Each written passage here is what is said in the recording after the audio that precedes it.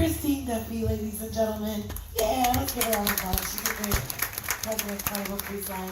Now, while Lawrence is passing those out, we are offering free cruises for our military personnel. Now, I know you deserve the world. You deserve every single thing in the world, but we can't give you the world just yet. But we can start by giving you an ocean, because we have a ship in almost every ocean. So let's try that again. Free cruises! Yes! Now, how this works, you'll fill out this piece of paper, this form. Now, at the end of the event, myself and Lawrence will be right at the doors collecting these from you. Now, I won't say if, when you win, you get to choose a 3 to 8 day cruise that fits you and your family. No purchase, nothing. Everything is taken care of for you. Now I know you're saying, no, this is a piece of paper. Really? No, I kid you not. Now, I've just recently gotten on the Vista, and before this, I was on the Breeze out of Port Canaveral, and the Liberty also out of Port Canaveral. And I promise you, probably every 3 weeks that I did this event, someone would stand up and say, no, we filled out this paper. We never thought we'd hear back from you, but this is why we're here, because we didn't have to pay for a thing. Our name was drawn. We got the cruise, and we came back to the ship that we wanted on. So you all, fill it out, fill out your information. Even if you want to fill it out for another military personnel that's not here, let us know. We'll give you a form, drop it in the box. We send it to our Miami offices, and then you will win. Now, while Lawrence is still making his way around and make sure everyone gets one of those, I want to do a little bit different, and upstairs we see it too, don't worry. I want to do another bit of a roll call. Because like I said, we may be a smaller, but we're definitely mighty proud, and there's a lot of history out there. So I would like to, it kind of saddens me to say I could call so many, and I don't want to call so many wars and conflicts, but I'm going to call a few. And if you had any service in a war or conflict that I mentioned, if you're able to make yourself known by standing up and putting your arm up in the air, please do so we can give you that appreciation. But then also I want to mention a few special groups at the end. And if you're part of those special groups, please make yourself known as well by standing up or putting your hand up in the air so we can show you that love and appreciation you deserve. Now let's see. Do we have any World War II veterans? Any World War II veterans in the house? Any World War II veterans? No, but I know some of us may have family who served in World War II. Can we give our World War II veterans a round of applause? Because as the days go, we all know the numbers get smaller and smaller, and without them, we would not be here. Do I have any Korean War veterans? Anyone who served in the Korean War, please make yourself known. Korean War? Any Korean War veterans? Can we give our Korean War veterans a round of applause as well, very well? Huge round of applause. Do I have any Vietnam War veterans? Any Vietnam War veterans? Stand up if you're able to make yourself known.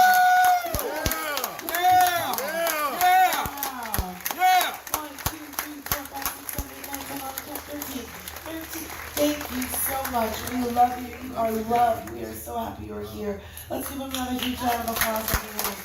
Thank you. Do I have anyone who served in Operation Desert Storm? Operation Desert Storm, make yourself known. In the back, right up top, look at this class. Thank you. So up top. Thank you so much for your service. Thank you. What about, let's see, Operation Desert Shield. Operation Desert Shield, sometimes it's the same class. Huge round of applause. Yes, thank you so very much. Thank you so much for your service. Do you ever know who served in Operation Iraqi Freedom? Operation Iraqi Freedom. Please make yourself known. Wow. What about Operation Enduring Freedom? Operation Enduring Freedom, stand up or make yourself known, please. Up, down, low. Anyone who served in Afghanistan, please make yourself known. Afghanistan, huge round of applause. Thank you so much for your service. I'm going to throw it back. To anyone who served in the Cold War, I don't want to forget anyone. To anyone who served in the Cold War, make yourself known right up top. We have a couple. Yeah! Thank you so much. Thank you so much for your service. Now again, I don't ever want to leave anyone out. I never want to feel or seem disrespectful. So please, if I did not mention a conflict or war that you served in or I should have mentioned, please let me know right now. Yes. Bosnia, is there anyone here that served in Bosnia? Please let yourself be made aware. Huge round of applause. Thank you so very much. Thank you so much for your service. Thank you so much. This is beautiful. Do I have anyone here that's currently active duty? Currently active duty. Wow, currently active duty. Wow. Yes. Huge round of applause. Thank you so much for my active duty. Do I have anyone who's currently in the reserves? Currently in the reserves, please make yourself known. Up top, huge round of applause. Thank you. Do I have anyone in the National Guard, currently in the National Guard. Please make yourself known, National Guard. Yes, National Guard. Give them a National Guard. Now I know we do get quite a few on the Carnival Vista. Do I have any Canadian or British Army? Yes, I'm not leaving anyone out. Huge round of applause. Thank you so much, sir. Thank you. I never want to leave anyone out. Do I have any civilians that work with our military personnel? Any civilians? Right in the back. Huge round of applause up top. Yes. This is beautiful. Right over here. Thank you so much. I told you all. We have so much history, so much love in this room. Please, please, please take it apart before you leave out of here to get to know each other. Now, I know I talk a lot. I do. I talk a whole lot. But I listen just as much as I can talk. And this next part of this event is all about you all. I would like to have an open forum with you guys. Now, in this open forum, I've heard and been educated on really cool things such as honor flights. I've been told and explained about PTSD support, VA support and help. Any information you may have that you may think your fellow brothers and sisters or families don't have, this is the time to share. I've been educated on what to put and not to put on your taxes to get the most money back, sites to find free education for your kids. Even about 4 months ago, about 20 individuals that were in fraternities and sororities that were military affiliated told us about themselves, and I thought that was really cool as well. Or just a funny story about being deployed or being at home, anything. Lawrence has a microphone. Just raise your hand, say your name, where you're from. Yeah, right here. And we'll get started. Yeah. Oh, yeah. Hello. Good morning. My name is Cliff, retired U.S. Army Signal Corps officer from San Antonio, Texas. I always enjoy and I look forward to attending this. Last year I did 14 cruises, and I want to personally thank each and every one of you here. Thank you for your service, and then also Carnival for putting this event for us. And then lastly, I want to share, there's a what you call archives.gov. I was Googling somewhere and then I found my grandfather's name. Next to it, his service tag number. I Googled that, and then I get emotional. I requested for his records, military records, and the brown envelope came in. Of course, I'm exaggerating. It took years to get that. And then when he came in, I found out that this old man, he came in as a Philippine scout December 10, 1928. During the war, he fought his heart out. Unfortunately, General Wainwright surrendered. And then when they were captured, he did the grueling death march of Bataan as a POW. He survived that. And then his prize was to come to the U.S. to become U.S. Army. He earned his citizenship, he came, only to be deployed to Korea. And mind you, this guy is only 5 feet 3 inches tall. And then he survived. He came back home, and then he was transferred to the U.S. Army Air Corps. And then when the U.S. Army Air Corps became the U.S. Air Force, and that's right, Air Force, Army gave birth to you guys. Cool. Okay, but anyway, he served there and he retired on January 31st, 1960. With over 30 years of military service. It did not stop there. He retired, he went back to his homeland. He helped out many Filipinos join the U.S. Navy here in Sangley Point and Subic Bay. And then 3 of his sons served. One was in Vietnam. The other one was in infantry, waiting for his time. But the older one extended, so that way he didn't have to see battle, because if not, I don't think he would be alive.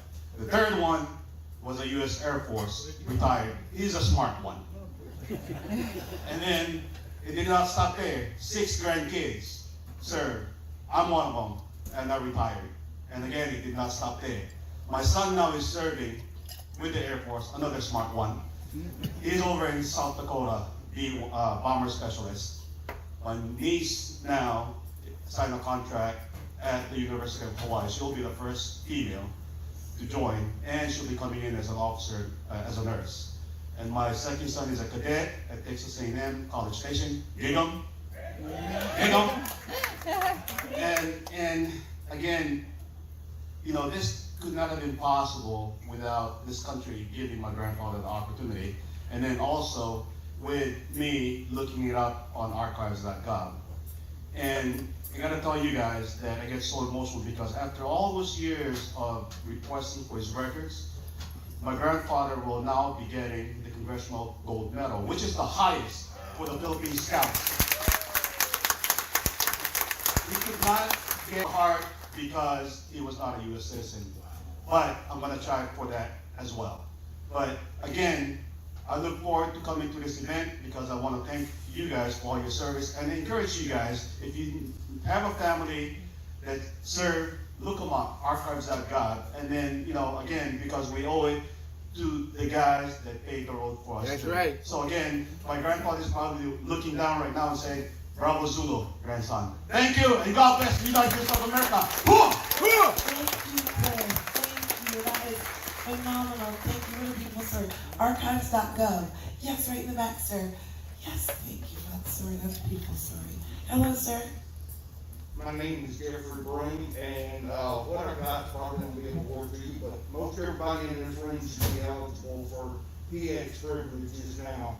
And for those of you traveling, there is a wagon that is available at the PX. It folds up to 8 inches wide and is able to be stored in the closets on board this cruise liner. And it opens up just like the little red wagons that we grew up with, except it's cloth and a little bit of metal.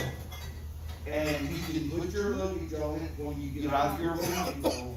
And just like my wife, it's easy to move. If you go to your local PX and look around in the camping station, you will see this wagon. Has a little tray on the back that flips up where you can sit drinks, and got little holders in the front to hold your bottle drinks, a couple of them, and everything. But it's just a little knowledge for those moving around. I know some of us are getting up in age and everything, and those big bags, they get heavy and everything. And when you're on a scooter like me, it's even worse. So if you need a little travel suggestion, that's it for today. I love you, Jeffrey. Thank you. Thank you for that. Let's see. Anyone else? Oh, yeah, right there. Lawrence is right behind you, fellas. So grab them both. Hello. Bill. My name's Bill Phillips, and like everybody in here, I was proud to serve my country.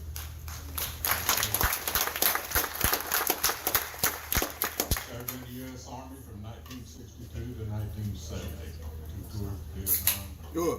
and 2.5 years in Germany. But what I want to say is that we were in combat, the ones of us in combat. We were not there because we hated the people in front of us.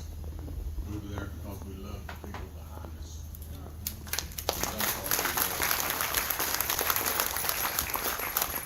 And I just want you folks to remember that when we get to heaven, old St. Peter's going to surely yell, because the boys and girls from the war zone, they spent their time in hell. Hello, sir. Almost good afternoon. My name is Monty Montez, and I was with the Signal Support Group, the 1st Signal Brigade, Woo, Signal Corps. Yeah. to Republic of South Vietnam. And I look around, and I'm not liking it. My God, I tried to get out of this so bad. I was the oldest of 5 poor Mexican boys out of East Dallas, and I knew exactly where they were going to send me. When I got there to the 21st Replacement Detachment, can't run away. I was looking for the first E8 to tell them I'll get to work Miami West. I was on 11B.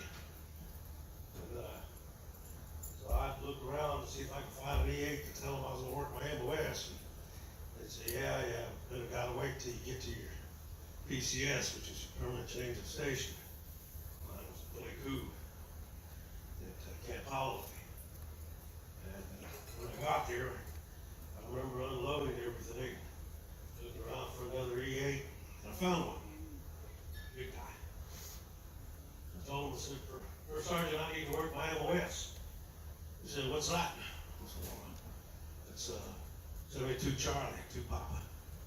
He said, oh, yeah, what is it? Well, it's radio, telephone, switchboard technician. He said, oh yeah, you work that.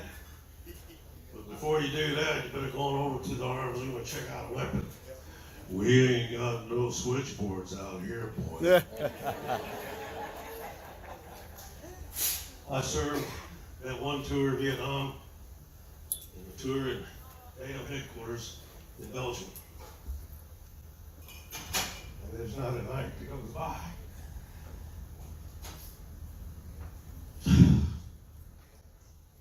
that I don't see your faces. When I came home, so many of them did not. God bless the United States of America.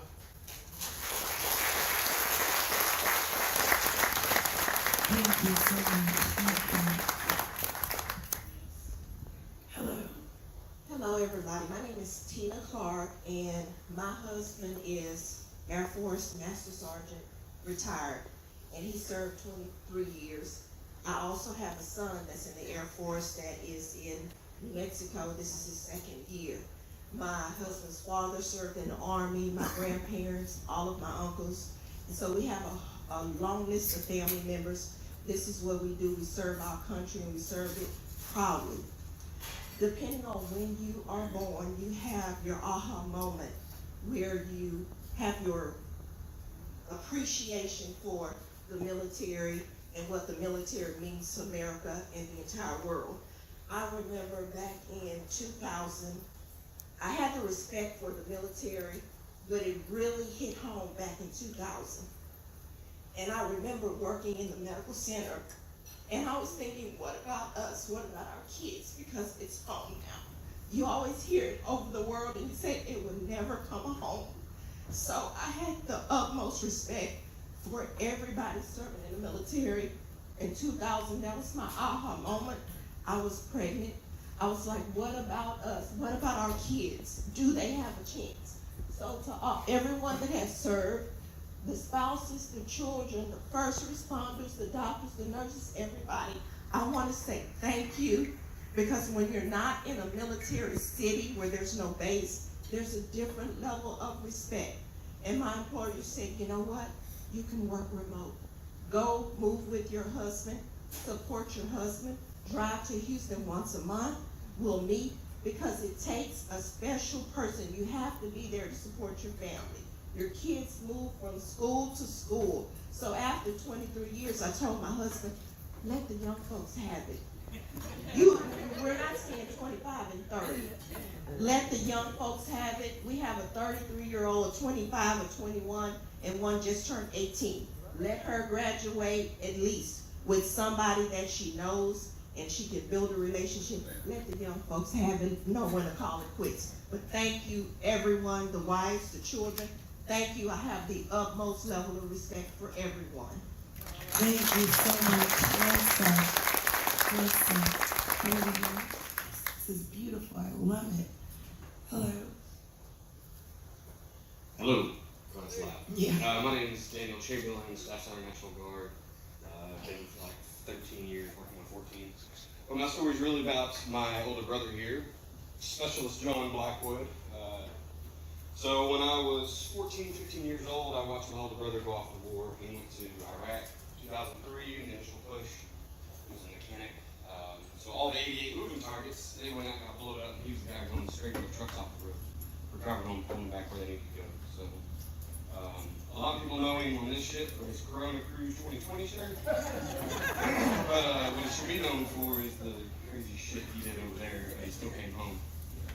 Fast forward 3 or 4 years, I decided I would not watch my brother deploy again without me being there.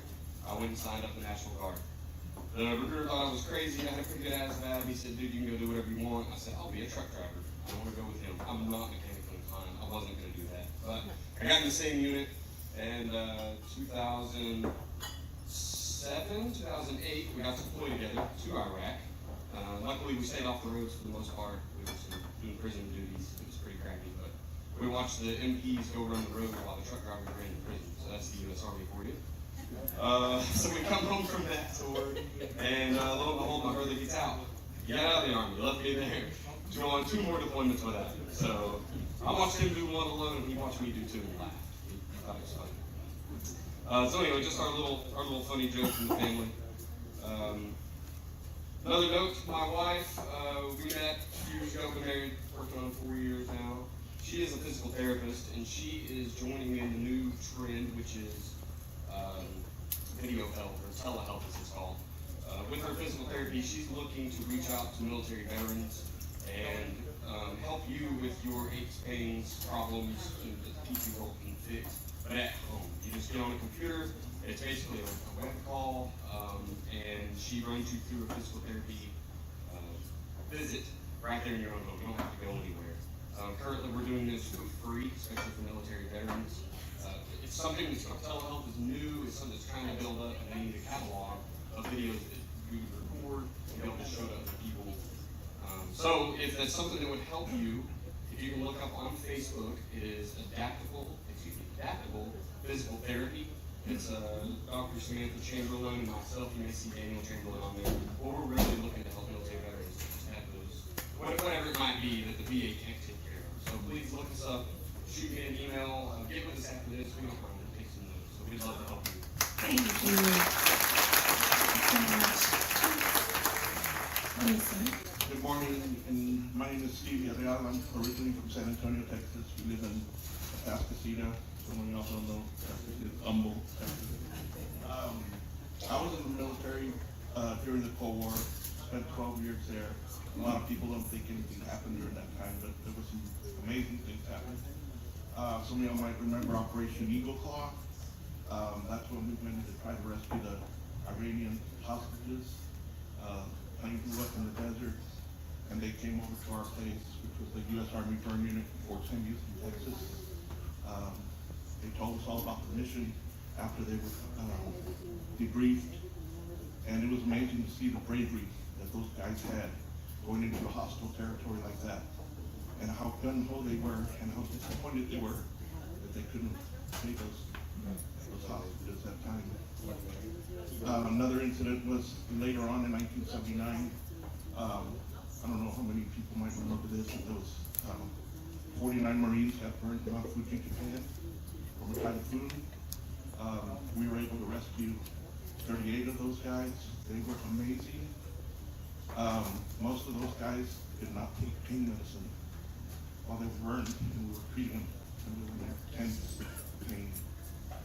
And I just wanted to share those moments with you and let you know that I'm very proud of my son-in-law, he's a Marine, former, and my daughter, who's in junior ROTC at Atascocita High School. Thank you. Thank you so much, Nono. Thank you. There's a yes right here. And then, wait, was your hand up? Oh, okay. Hello. Hi, I'm Kathy. 22 years Navy retired. Right before my retirement, we had found out that my father, who was a World War II vet, had earned the Bronze Star during World War II, but he said he never had it presented to him. So I wrote away to Army Records, and I got it back within, you said years, I got it back within a few weeks. Thank you very much for giving that away.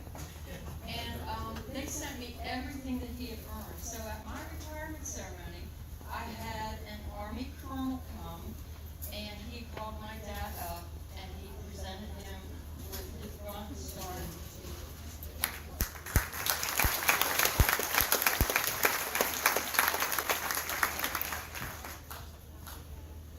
And my dad said, he looked at him and he goes, well, you're 50 years late.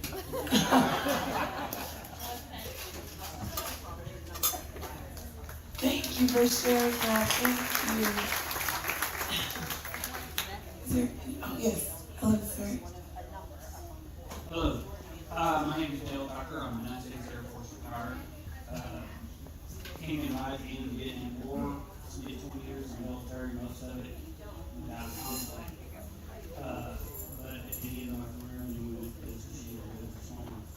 My story is about during my tour of duty in Germany.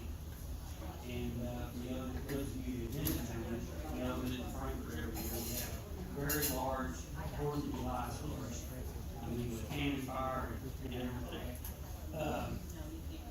I was sitting there listening to them play the Star Spangled Banner, and I noticed this meeting a friend of mine, we're standing a bunch of elderly German people, and I looked over at this one man, and I asked him, I said, why are you here?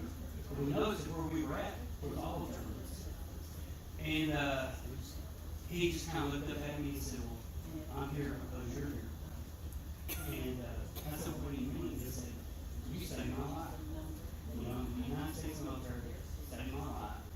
I always made sure you did. And I'm here because you're here.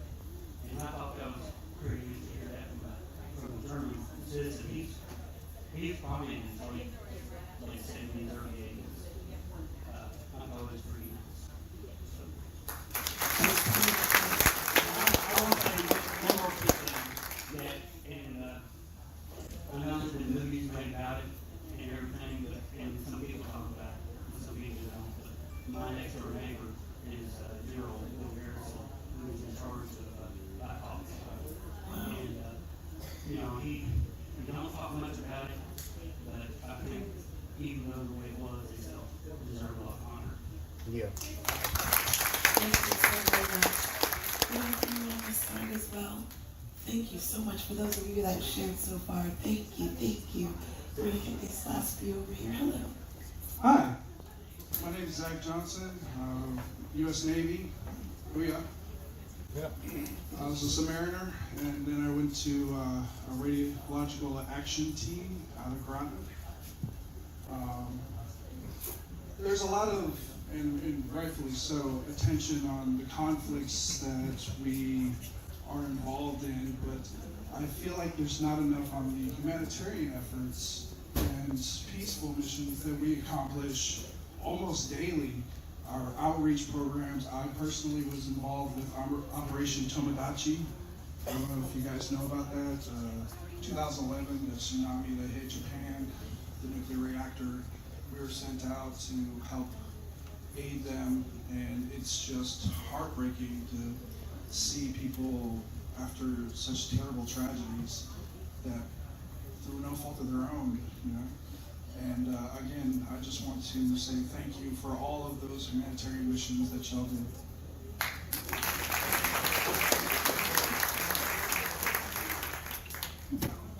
I just have a bit of information. Most people may already know, but you know, this year, January 1st, they allow additional benefits for the PXs and exchanges for all the disabled veterans to be able to go home base and use hotels. Like when you're traveling, and it's a military base, you get you a cheaper rate if you're a disabled veteran. You just have to sign up, you get in the system, and it's a lot of good information. And my wife wanted me to mention, my granddad was in World War II, and I have my son was in the Air Force, my daughter was in the Army in Fort Drum right now. My nephew is in Afghanistan right now. I have a son on board, he was in the Air Force. He was before I to Afghanistan. He's 100%. But anyway, that's it. I like how it is like waiting say it. I think we have one more to very back at the top. Okay. Oh yes, two more. I just want all of us to give a big hand to Arnold for doing this. I've taken over 35 cruises, and I was with Jamie D on the cruise when they got this started. We met in the library, 10 or 11 people to what it's grown to now. So I think we should all praise Carnival for using our cruise I was also with them when it started, and this was her vision the whole time. So thank you for mentioning that, sir. Right up in the top, yes. Hello. Hi, my dad, Chief, he was retired U.S. Navy, and so I'm a Navy military brat all around. I got stationed in San Diego, California. I don't have any advice for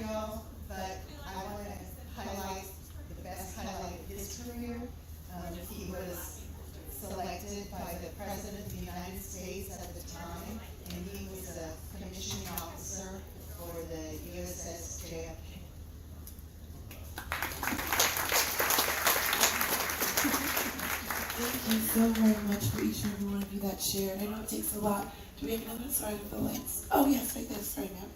Yeah. Hello. Hi, my name is Rochelle Brown. I'm retired Air Force. I was a public affairs officer all 20 years. I'm here on cruise, and my husband is still active in the Army. And I am a military, well, a child of the military, not a military brat. And I had many, so I just wanted to share a story with you. I came out, I was deployed to Iraq, and I came out of Iraq. It was New Year's Day, 2009, I'm sorry, 2010. And I had stayed behind about 2 weeks after, so my replacement could spend the holidays with his family. And so on the way out, I took a stay-safe flight from Iraq, Baghdad, into Al-Udeid. And they said, oh, we got a flight for you. You won't be on there with anybody else, it's clear, so you'll be able to go out. I'll allow you to fly to Ramstein, DC. And so I said, okay, great, that's awesome. I'll be able to get home in a couple days and be fine. When I got on that flight, there was casket remains. And not only that, there was an Army young man, just joined, just got married a couple months before he joined, and his spouse was on the flight also. She was assigned to Regina, and they're escorting her on the flight too. So there was sitting on this flight with a grieving spouse, and they were escorting. She was calm and such. And all I could think about was getting home to my kids at the time, thinking, so I get off that flight and Ramstein, and we all feel farewell to the staff and everything, the flight and I get to the counter and they say, oh, we got a flight just for you. There's slaves available on this flight, and you'll be getting out to Ramstein, to DC in the morning. So I spoke to God, and of course, thank God, on my way home still. I get on the flight, and this was a medevac flight full of folks who were in litters and burns and everything, working up in Afghanistan and so spend another almost an hour on the flight going to DC. And I would say in my 20 years, I've never been hurt, I've never been hurt, and never been injured like that. And I just thank God for getting me out. And I've gone through rehabilitation and been given the care and the love and the families and the power. And those who haven't returned, just thank God for their families who continue to support the military. So, didn't mean to bring you all down, but the military is a wonderful place to have and serve. And I just thank God for the opportunity because there's nothing better than to serve. Thank you. Welcome. Yes, sir. Right here, yeah. All right, sir. You last one to make. Let's get another grade. No, I'm just kidding. Hello, what's your name? Where are you from? Hello, how you doing? My name is Keith Watkins, and I'm retired 25 years in the United States Navy. Yeah. And I can tell you, I just want to tell you real quick, I want to thank everybody here for your service, family, service members. You guys are the absolute best. Right now I'm currently suffering from PTSD, and you guys make me feel a whole lot better. Each and every day I'm around a veteran or their family members, I really feel really good, and comfortable. Amen. Well, let me just tell you a little quick story about my time in the service. I joined New York City one day at work, Macy's, 34th Street. I told my employer, hey, I'm gonna take a break. I'm gonna go down to the recruiting station. I didn't tell him that, but I said I'm gonna take a lunch break. Went down to the recruiting station, walked into the office, and first office I seen was United States Marines. I sat down in there and said, hey, what are you doing? I want to join the Marines. Okay, sit there for a second, be right back. Sat me there for about 40 minutes, seemed like. I'm like, where does this guy go, And I'm just sitting there waiting. Next thing you know, here comes the Navy guy walking by. He stopped, and he backs up, He looks in, and he says, come here. I got up. He said, what are you doing? I said, about to join the Marines. He said, you want to get shot at?